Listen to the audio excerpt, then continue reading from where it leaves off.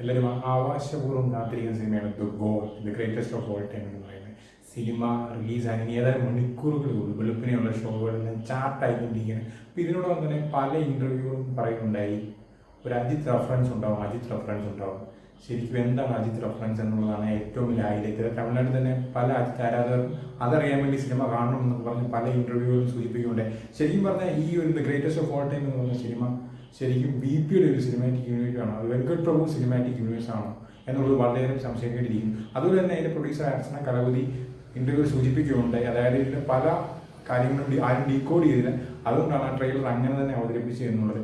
അതും സംശയമായിട്ടിരിക്കുന്നത്. അതുപോലെ തന്നെ നമുക്കറിയാം മങ്കാതെ രഞ്ജി എന്ന ബാങ്കോക്കിൽ വിനായക് മഹാദേവ് ചെയ്യുന്ന സീനാണ്.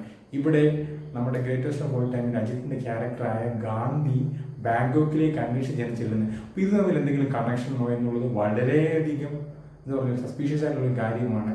ഓൾറെഡി വെങ്കട് പ്രഭു പറഞ്ഞിട്ടുണ്ടായിരുന്നു അജിത്തിൻ്റെ വിജയ് ഒരുമിച്ച് ഒരു സിനിമ ചെയ്യണം എന്നുള്ളത്. എന്തായാലും ആ കാര്യങ്ങൾ നടക്കും. എല്ലാം അറിയേണ്ടത് ഗ്രേറ്റസ്റ്റ് ഓഫ് ഓൾ ടൈം എന്ന് പറഞ്ഞാൽ നാളെ സിനിമയുടെ ഷോ കഴിഞ്ഞതിന് ശേഷമാണ്. എന്തായാലും സിനിമ ഓൾറെഡി പ്രീസെയിൽ ഏകദേശം 50 കോടി രൂപ കളയാണ് വേൾഡ് വൈഡ് കളയുന്നത്. അതുപോലെ തന്നെ നമ്മുടെ കേരളത്തിൽ നിന്ന് 3 കോടിയിലധികം. സ്വാഭാവികമായിട്ടും കേരളത്തിൽ നിന്ന് ഒരു 10 കോടി പ്ലസ് FD-യും വേൾഡ് വൈഡ് ഒരു 100 കോടി പ്ലസ് FD ഉള്ള സാധ്യത വളരെ കൂടുതലാണ്.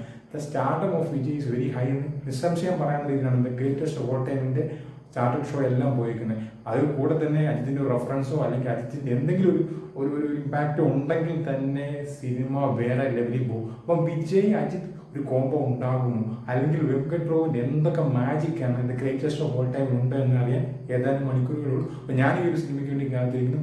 അജിത്ത് വിജയ് കോംബോ എന്നതിലുപരിയായിട്ട് വിജയുടെ ഒരു ഗംഭീര സിനിമ ആകട്ടെ ദ ഗോട്ട് എന്ന് ആശംസിക്കുന്നു.